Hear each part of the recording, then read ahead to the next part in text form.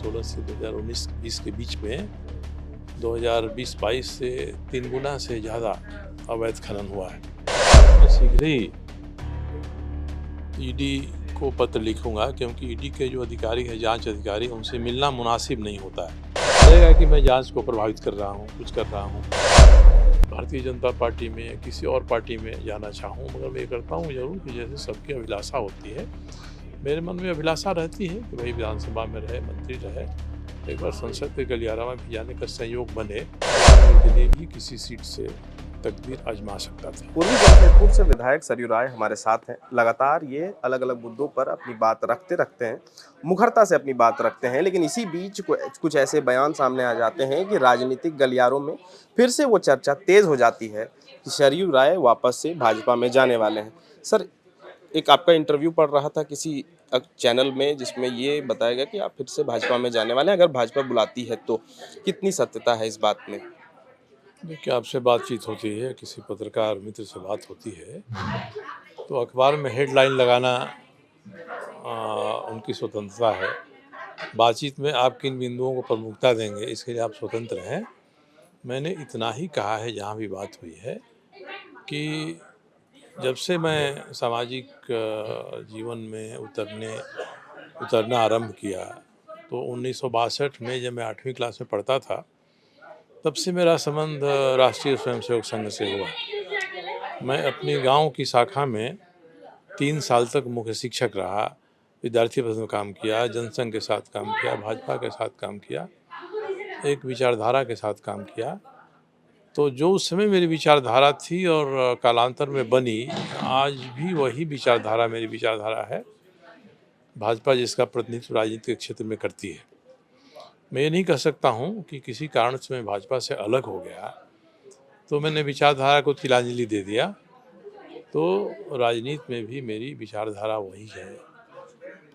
और जब बात आती है, कोई पूछता है कि आप भाजपा में जाएंगे, नहीं जाएंगे, तो मैं यही कहता हूँ कि भाई देखिए, राजनीति संभावनाओं का खेल है।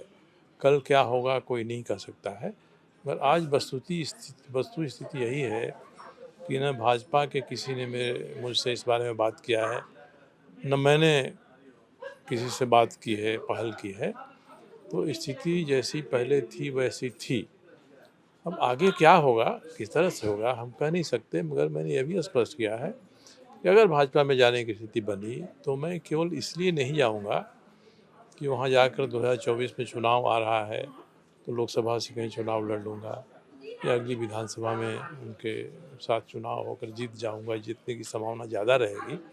तो मैं केवल इस कारण से नहीं जाऊंगा, इससे कोई मतलब नहीं है, क्योंकि मैं अपनी राजनीतिक यात्रा से पूर्णतः संतुष्ट हूँ। मैं भाजपा के लोगों से भी कहता हूँ कि भारतीय जनता पार्टी ने तो मुझे 2019 में ही निपटा दिया था। तो बाद में तो जमशेदपुर पूर्वी विधानसभा क्षेत्र की जनता ने 5 साल का बोनस दे दिया मेरे लिए। मैं बोनस एंजॉय कर रहा हूँ और उनके प्रति अपना आभार व्यक्त करता हूँ काम करके। तो इसके बाद मेरे अंदर कोई भी राजनीतिक महत्वाकांक्षा ऐसी नहीं शेष बची है, जिसके कारण से मैं भारतीय जनता पार्टी में या किसी और पार्टी में जाना चाहूँ, मगर मैं ये करता हूँ ज़रूर कि जैसे सबकी अभिलाषा होती है, मेरे मन में अभिलाषा रहती है कि भाई विधानसभा में रहे, मंत्री रहे, एक बार संसद के गलियारा में भी जाने का संयोग बने, तो ऐसी अभिलाषा रहती है मेरे मन में, इससे मैं इनकार नहीं कर सकता हूँ। मगर हम अगर संसद में जाने का ख्वाब देखेंगे, तो देश में जो 2 गठबंधन हैं, एनडीए का और इंडिया का, इनके साथ रहकर ही कोई जा सकता है। निर्दलीय चुनाव लड़कर कोई संसद में पहुंचने की ख्वाहिश करेगा, तो उसके लिए बहुत संसाधन वाला व्यक्ति होना चाहिए, और उतना संसाधन हम लोग के पास नहीं है। इसी को तो लेकर सर सवाल था, माफ कीजिएगा काट रहा हूँ, कि जो आकांक्षाएं होती हैं, आपकी भी इच्छा है कि आप कभी संसद में जाएं, तो क्या 2024 में आप किसी सीट से लोकसभा चुनाव में उतर सकते हैं? मेरे मन में इच्छा है, मेरे पास संसाधन रहता तो मैं निर्दलीय भी किसी सीट से तकदीर आजमा सकता था। सर, निर्दलीय तो आप विधानसभा भी लड़े थे और जीते भी, और विधानसभा में पहुंचे भी। विधानसभा और लोकसभा में बहुत बड़ा अंतर होता है, मुद्दे अलग अलग होते हैं। 2 ध्रुव बने हैं, इन 2 ध्रुव के बीच में कोई तीसरा स्थान बनाए इसके लिए इतनी मशक्क़त करनी पड़ेगी, जिसके लिए जितने संसाधन की ज़रूरत है, वह संसाधन न मेरे पास आज है, न साल भर में होने की संभावना है। इसलिए अगर कोई ये अभिलाषा पूरा करनी होगी तो कोई न कोई गठबंधन है, दो में से कोई एक में जाना पड़ेगा। वैचारिक दृष्टि से भाजपा मेरे नज़दीक दिखाई पड़ती है। मित्रों की दृष्टि से इंडिया गठबंधन में मेरे अनेकों घनिष्ठ मित्र हैं। रांची है, पटना है, दिल्ली है, कई जगह पर है। तो मैं इसीलिए आपके सामने बात साफ रख रहा हूँ कि मेरे मन में ज़रूर ये बात है। मगर मैं ये नहीं कह सकता हूँ कि इंडिपेंडेंट लड़के मैं वहाँ पहुँच जाऊँगा, और मेरी विचारधारा भी स्पष्ट है। अगर मेरे मित्र मेरी विचारधारा के साथ मुझे अपनाना चाहेंगे और ऐसा संयोग बना तो मैं किन्हीं के साथ लड़ सकता हूँ। नहीं, अगर कोई समूह ऐसा आ गया जो मुझे संसाधन मुहैया करा सकता है, तो मैं इंडिपेंडेंट भी लड़ने की बात कर सकता हूँ। तो ये सारी चीज़ें खुली हुई हैं, संभावनाएँ हैं, संभावनाओं का तो कोई अंत नहीं होता है। अच्छा सर, 2 छोटा-छोटा इसी से लाइन अप सवाल है कि अगर इंडिया गठबंधन से आपको अप्रोच होता है कि आप हमारे साथ जुड़ करके लोकसभा चुनाव में लड़ें, तो उस पर आपका क्या अप्रोच रहेगा? और दूसरा ये कि अगर आप लोकसभा चुनाव में लड़ेंगे अगले साल, तो वो आपका कौन-सा पसंदीदा सीट होगा जहाँ से आप लड़ना पसंद करेंगे या जहाँ आपको लगता है कि आपका जनाधार है वहाँ पर? देखिए, मैंने अभी तक आपसे जो बातें स्पष्ट रूप से कहीं, इसके आगे का जो आप सवाल है, उसमें इतनी अस्पष्टता प्रदर्शित करना ये भविष्य के लिए अच्छा नहीं होता है, ठीक है? तो इसलिए मैंने कहा कि समय आता है, संयोग क्या बनता है। मैंने इतना ज़रूर कहा कि एक मेरी स्पष्ट विचारधारा है, और दूसरा ग्रुप समूह है, उसमें मेरे बड़ी घनिष्ठ मित्र हैं। तो दोनों के दरवाजे मेरे लिए खुले हुए हैं, और तीसरा विकल्प यही है कि मेरे पास संसाधन हो जाए तो मैं स्वतंत्र रूप से चुनाव लड़ लूँ। अपनी अभिलाषा की ही केवल पूर्ति करनी होगी, तब तो कोई भी कदम आदमी उठा सकता है। मगर जहाँ तक चुनाव जीतना हो या चुनाव में अच्छी टक्कर देनी हो, तो दो ध्रुवीय चुनाव होने वाला है। खास करके हिंदी प्रदेशों में, बिहार में, झारखंड में किसी तीसरे की गुंजाइश इसमें नहीं है। तो ये मैंने वर्णन किया जो स्थिति है उसका, और मेरे मन में जो बातें हैं उसका भी। इसलिए मैं आज कुछ भी ठोस कह दूँ तो मेरे लिए भी उचित नहीं होगा, अव्यावहारिक भी होगा, और इसका कोई लाभ मुझे नहीं मिलेगा। इसलिए मैं अच्छा सर, उसी इंटरव्यू में इस बात का भी ज़िक्र था, जिससे पहला सवाल था मेरा कि रघुवर दास को लेकर आप लगातार हमलावर तो रहे ही हैं, उनके अलग-अलग कामों को लेकर के। इसमें आपकी ये भी माँग थी कि जब ईडी पूजा सिंघल के मामले में हेमंत सोरेन तक पहुँच सकती है, तो रघुवर दास के कार्यकाल में ही वो जो गबन हुआ, घोटाला हुआ, तो रघुवर दास को ईडी ये नोटिस या समन क्यों नहीं भेज रही है? इ जी, क्या इस बारे में 2 बातें कहता हूँ, और जो कहता हूँ मैं प्रमाण के साथ कहता हूँ। ईडी ने पहला चार्जशीट जमा किया अपना साहेबगंज के पत्थर घोटाला के बारे में, और दूसरा चार्जशीट कोर्ट में जमा किया पूजा सिंघल के समय के बारे में। तो उस चार्जशीट में इसका उल्लेख है कि 2015-16 से 2019-20 तक साहेबगंज के क्षेत्र में पत्थर का कितना अवैध खनन हुआ है और कितना अवैध परिवहन हुआ है, और उसके बाद हेमंत जी की सरकार आई तो 2020 से 22 के बीच में कितना खनन हुआ है और कितना परिवहन अवैध रूप से हुआ है। तो आंकड़े को जोड़ेंगे, आप कहीं भी चले जाएंगे नेट पर मिल जाएगा।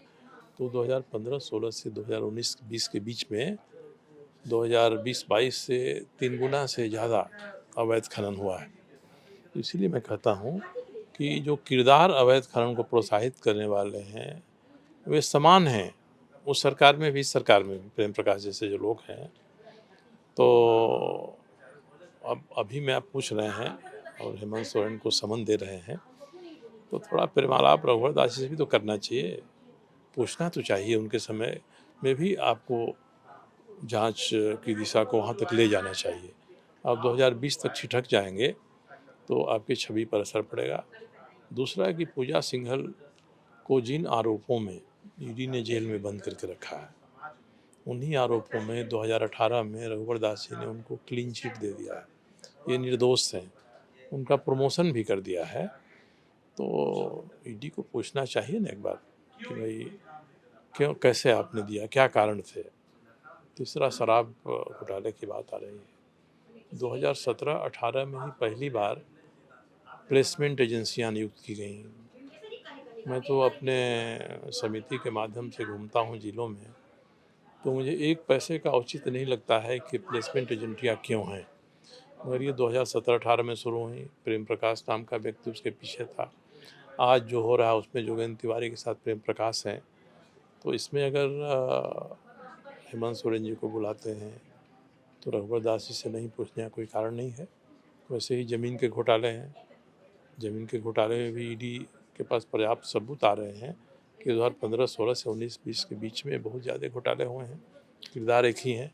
अच्छा, झारखंड के संदर्भ में एक आखिरी सवाल सर कि जब आप आंकड़ों की बात कर रहे हैं कि रघुवर दास सर के सरकार के समय में ज़्यादा घोटाले हुए, जो 2019-20 से अभी तक को लेकर के जो ईडी के चार्जशीट में भी इसका बात है, तो अगर ऐसे कोई भी मुद्दे रहते हैं तो आप उस विभाग को चिट्ठी लिखकर या पत्र लिखकर उसके संबंधित जांच की मांग करते हैं, तो क्या इस मामले में भी आप ईडी के अधिकारियों से पत्र लिखकर या मिलकर इसकी मांग करेंगे कि रघुवर दास पर कार्रवाई होनी चाहिए? आपने अपना सही विषय उठाया है।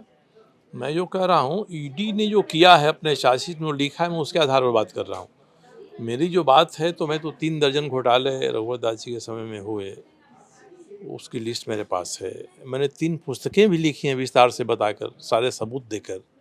उस पर एसीबी भी जांच भी कर रही है, हाईकोर्ट भी उसको संज्ञान में उसको लिया है। तो ये मेरी बातें तो अलग हैं, मगर ईडी ने जो किया है, जांच में जो पाया है, उसके बारे कह रहा हूँ।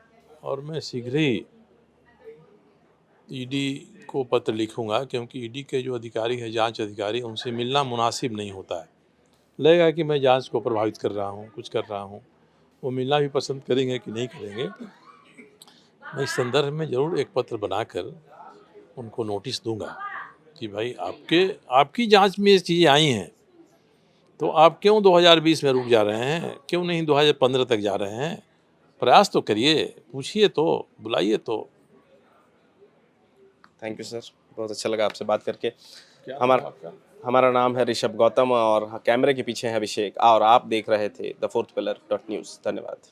अगर आप चाहते हैं कि हमारे वीडियोस का नोटिफिकेशन आपको बिना देरी के मिलता रहे, तो आप इस चैनल को फॉलो और सब्सक्राइब जरूर कर लें। बाकी आप हमारे काम को लेकर कोई सुझाव हमें देना चाहते हो तो कमेंट बॉक्स में आप सादर आमंत्रित हैं। इसके अलावा हमारे वीडियोस आपको अलग अलग ठिकानों जैसे फेसबुक, इंस्टाग्राम, ट्विटर पर भी देखने को मिलेंगे, जिसके लिंक डिस्क्रिप्शन में डाल दिए गए हैं। शुक्रिया।